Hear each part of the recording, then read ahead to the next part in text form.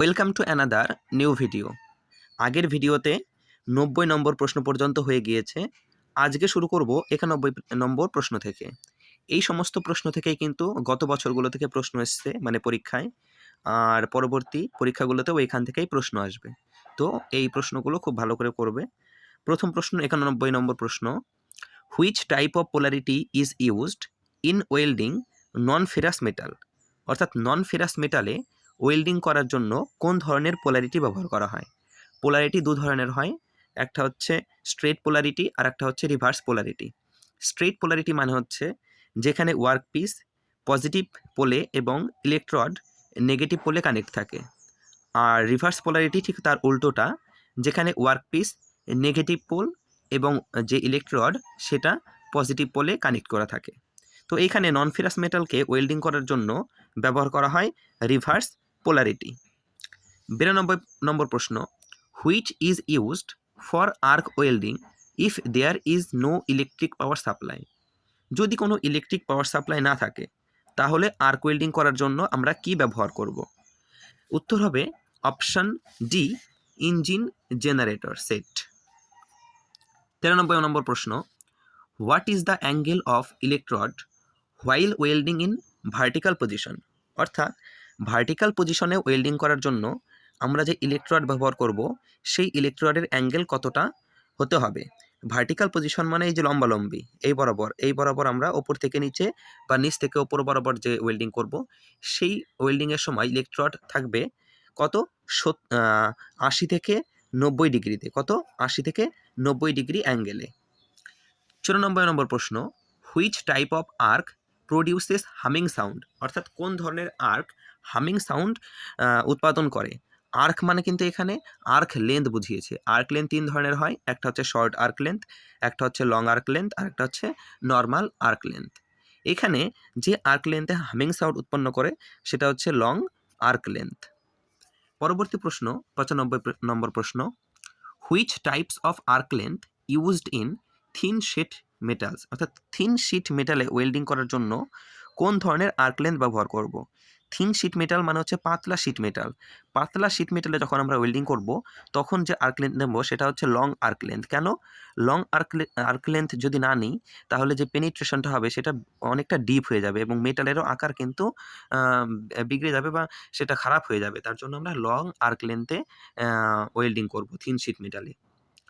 96 number প্রশ্ন, which type of polarity used in sheet metal welding? Sheet metal ওয়েল্ডিংয়ে কোন ধরনের পোলারিটি ব্যবহার করব? আমরা জানি পোলারিটি দু ধরনের হয়, একটা হচ্ছে রিভার্স পোলারিটি আর একটা হচ্ছে স্ট্রেট পোলারিটি। এখানে শিট মেটালকে ওয়েল্ডিং করার জন্য আমরা ব্যবহার করব কি রিভার্স পোলারিটি। 97 নম্বর প্রশ্ন, which polarity is used in welding with heavy and super heavy coated electrodes? উত্তর হবে রিভার্স পোলারিটি। রিভার্স পোলারিটি মানে কি? রিভার্স পোলারিটিতে যে ওয়ার্কপিস থাকবে সেই ওয়ার্কপিসে থাকবে নেগেটিভ পোলে এবং যে ইলেকট্রড থাকবে সেই ইলেকট্রড থাকবে পজিটিভ পোলে। তার ফলে কি হবে? পজিটিভ পোলে হিট প্রডিউস হবে হচ্ছে 70%, আর নেগেটিভ পোল বা ওয়ার্কপিসে হিট প্রডিউস হবে 30%। এবং ইলেকট্রোডে যেহেতু বেশি টেম্পারেচার ক্রিয়েট হচ্ছে তাই সেখানে গলনও বেশি হবে, এবং সেখানে যেহেতু হেভি এবং সুপার হেভি কোটেড থাকবে তাই সেই কোটেডটা গলে ভালো ওয়েল্ডিংও হবে। পরবর্তী প্রশ্ন 98 নম্বর প্রশ্ন, which polarity used in welding cast iron? অর্থাৎ কাস্ট আয়রনে ওয়েল্ডিং করার জন্য কোন ধরনের পোলারিটি ব্যবহার করব? একই উত্তর হবে রিভার্স পোলারিটি। 99 নম্বর প্রশ্ন, what should be the angle of electrode in the flat position welding? Flat পজিশনে ওয়েল্ডিং করার সময় আমরা যে ইলেকট্রোডের অ্যাঙ্গেলটা কত হবে? ফ্ল্যাট পজিশন মানে হচ্ছে শোয়া অবস্থায় যখন প্লেট দুটো থাকে সেই অবস্থায় যখন আমরা ওয়েল্ডিং করি সেটাকে বলা হয় ফ্ল্যাট পজিশন। সেই ফ্ল্যাট পজিশনে ইলেকট্রোডের অ্যাঙ্গেল হবে 70 থেকে 80 ডিগ্রি। 100 নম্বর প্রশ্ন, what should be the angle of electrode in horizontal position welding? অর্থাৎ হরাইজন্টাল পজিশনে যখন আমরা ওয়েল্ডিং করব তখন ইলেকট্রোডের অ্যাঙ্গেল কত থাকবে? হরাইজন্টাল মানে হচ্ছে কি এই যে পাশাপাশি, এই বরাবর যখন আমরা ওয়েল্ডিং করব তখন ইলেকট্রোডের অ্যাঙ্গেল কত থাকবে? উত্তর হবে 70 থেকে 80 ডিগ্রি। 102 নম্বর প্রশ্ন, what is the size of nozzle suitable for welding 50 mm dia pipe with 3.1 mm wall thickness, অর্থাৎ 50 mm ব্যাসের এবং 3.15 mm যার ওয়াল, যার যে হবে ওয়ালটা হবে এই রকম থিকনেসের পাইপকে, ওয়েল্ডিং করার জন্য আমরা যে নজেলটা ব্যবহার করব সেই নজেলের সাইজ কত হবে? সেই নজেলের সাইজ হবে 7। কত হবে? 7। Option B 7। 103 নম্বর প্রশ্ন, what is the purpose of wrapping the weld cable around the job in welding? অর্থাৎ ওয়েল্ডিং করার সময় আমার যে ওয়েল্ড কেবিলটা থাকে সেই ওয়েল্ড কেবিলকে জবের ওপরে পেঁচিয়ে দেওয়ার উদ্দেশ্য কি? এই পেঁচিয়ে দেওয়ার উদ্দেশ্য হচ্ছে টু কন্ট্রোল আর্ক ব্লো।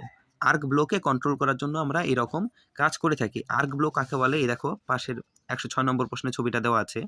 এই যে আর্কটা উৎপন্ন হচ্ছে, এই আর্কটা দেখো সোজাসুজি এইভাবে না পড়ে বেন্ড হয়ে গেছে। What is the purpose of fixing run off plates in arc welding? Arc ওয়েল্ডিংয়ের সময় রান অন এবং রান অফ প্লেট ফিক্স করার উদ্দেশ্য কি? রান অন আর রান অফ মানে হচ্ছে আমরা ধরো এইটা এখান থেকে আমরা ওয়েল্ডিং করছি, এইখান থেকে শুরু করব, তো এই জায়গাটাকে বলা হয় রান অন। আর এইখানে গিয়ে আমরা ওয়েল্ডিং করতে করতে করতে গিয়ে এখানে শেষ করব, তো এই জায়গাটাকে বলা হয় রান অফ। এই রান অন আর রান অফ পজিশনে আমরা কোনো সময় মেটাল ফিক্স করে দিই। এই মেটাল ফিক্সের কারণটা কি? এই মেটাল ফিক্সের কারণটা হচ্ছে কন্ট্রোল আর্ক ব্লো। আর্ক ব্লোকে কন্ট্রোল করার জন্য কিন্তু আমরা এই রান অন আর রান অফ যে মেটাল সেটা ফিক্স করি। আর্ক ব্লো মানে হচ্ছে যে আর্কটা সে বেন্ড হয়ে যাওয়াকে বলা হয় আর্ক ব্লো। 105 নম্বর প্রশ্ন, which defect can be controlled by keeping a magnetic bridge on the top of the groove joint? Groove জয়েন্টের সময় ম্যাগনেটিক ব্রিজ তৈরি করা হয় কোন ডিফেক্ট কন্ট্রোল করার জন্য? ম্যাগনেটিক ব্রিজ তৈরি করা হয় আর্ক ব্লোকে কন্ট্রোল করার জন্য।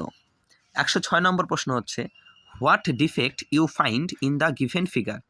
নিচে যে ছবিটা দেওয়া আছে এই ছবিতে কোন ধরনের ডিফেক্ট তুমি দেখতে পাচ্ছ?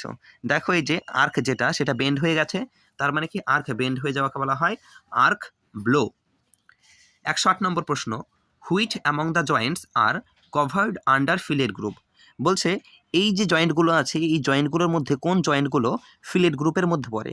ফিলেট গ্রুপ মানে কি? ফিলেট গ্রুপ মানে যেখানে ওয়ার্কপিস পারপেন্ডিকুলার বা অ্যাঙ্গেল আকারে থাকবে, এবং ওয়েল্ডিং আমরা সাধারণত দু ধরনের দেখতে পাই, একটা হচ্ছে ফিলেট আর একটা হচ্ছে গ্রুপ বা বাট। গ্রুপ বা বাট মানে হচ্ছে তোমরা দেখতে পারো যে single V butt weld, double V butt weld, U butt weld, তারপরে বেভেল বাট ওয়েল্ড, এই ধরনের জয়েন্টগুলো পড়ে হচ্ছে গ্রুপ বা বাট ওয়েল্ডের মধ্যে। আর একটা রয়েছে ফিলেট, সেটার মধ্যে কি পড়ে? সেটার মধ্যে টি জয়েন্ট পড়ে, ল্যাব জয়েন্ট পড়ে, কর্নার জয়েন্ট পড়ে, এজ জয়েন্ট পড়ে। তাহলে সঠিক উত্তর কি হবে?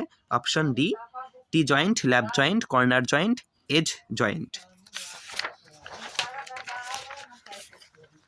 পরবর্তী প্রশ্ন 109 নম্বর প্রশ্ন, what happens if the root gap is lesser than 1/6 of plate thickness? 1/6 মানে হচ্ছে 1/6, ঠিক আছে? বলছে রুট গ্যাপ যদি প্লেট থিকনেসের থেকে 1/6 অংশ কম হয় তাহলে কি ঘটবে? দেখো যদি রুট গ্যাপ যদি কম হয়, রুট গ্যাপ কম হলে কি হবে? পেনিট্রেশনটা ঠিকঠাক হবে না। তার ফলে কি হবে? তার ফলে ওয়েল্ডিংও ঠিকঠাক হবে না, জয়েন্টটা ঠিকঠাক মজবুত হবে না। তাহলে এখানে সঠিক উত্তর কি হবে? সঠিক উত্তর হবে base metal not fused till the bottom of joint, অর্থাৎ বেস মেটাল একদম শেষ পর্যন্ত গলবে না। তার মানে কি? পেনিট্রেশনটা হবে না। 110 নম্বর প্রশ্ন, which arc length produces popping sound? অর্থাৎ কোন ধরনের আর্ক লেন্থে পপিং সাউন্ড উৎপন্ন হয়? উত্তর হবে short arc length. Arc length কত প্রকার? 3 প্রকার, শর্ট, লং আর নর্মাল আর্ক লেন্থ। 111 নম্বর প্রশ্ন, what arc length should be used to reduce the spatter? Reduce মানে হচ্ছে কিন্তু কমানো, ঠিক আছে? স্প্যাটারকে কমানোর জন্য কোন ধরনের আর্ক লেন্থ ব্যবহার করা উচিত? উত্তর হবে normal arc length. Normal arc লেন্থে স্প্যাটার কম হয়। 112 নম্বর প্রশ্ন, what is the indication of wrong polarity in DC welding? অর্থাৎ ডিসি ওয়েল্ডিংয়ে রং পোলারিটি কি ইঙ্গিত করে? উত্তর হবে এই যেটা কি, excess spatters and poor penetration. Excess spatter, excess মানে হচ্ছে বাড়িয়ে দেওয়া বা অতিরিক্ত, তাহলে অতিরিক্ত স্প্যাটার হবে, অ্যান্ড পুওর পেনিট্রেশন, এবং যে পেনিট্রেশনটা হবে সেই পেনিট্রেশনটা কিন্তু খুবই কম হবে। 113 নম্বর প্রশ্ন, how do you name the depression formed at the end of the weld, অর্থাৎ ওয়েল্ডের শেষে যে ডিপ্রেশনটা তৈরি হয়, ডিপ্রেশন মানে খাদ অংশ বলতে পারো, খাদ নিচু অংশ তৈরি হয়, সেটাকে তোমরা কি বলবে? সেটাকে কি বলা হয়? সেটাকে বলা হয় ক্র্যাটার। ঠিক আছে। 114 নম্বর প্রশ্ন, what will be the effect of magnetic fields শোন ইন দ্য ফিগার বিলো, অর্থাৎ নিচে ম্যাগনেটিক ফিল্ডের কি প্রভাব পড়েছে? ম্যাগনেটিক ফিল্ডের যে প্রভাবটা পড়েছে সেটা হচ্ছে arc is deviated from its original পথ, অর্থাৎ যে আর্ক উৎপন্ন হয় সেই আর্কটা তার যে সঠিক পথ, গতিপথে যে সঠিক পথে যাবে সেই পথে না গিয়ে সেই পথ থেকে বিচ্ছিন্ন হয়ে যায়, বেঁকে যায়, যাকে কি বলা হয়? আর্ক ব্লো বলা হয়। তাহলে উত্তর হবে অপশন ডি। আজকের শেষ প্রশ্ন 115 নম্বর প্রশ্ন, which defect will occur when the equipment is changed for AC to DC supply in arc welding, arc ওয়েল্ডিংয়ের সময় এসিকে ডিসিতে পরিণত করলে কোন ধরনের ডিফেক্ট ঘটবে?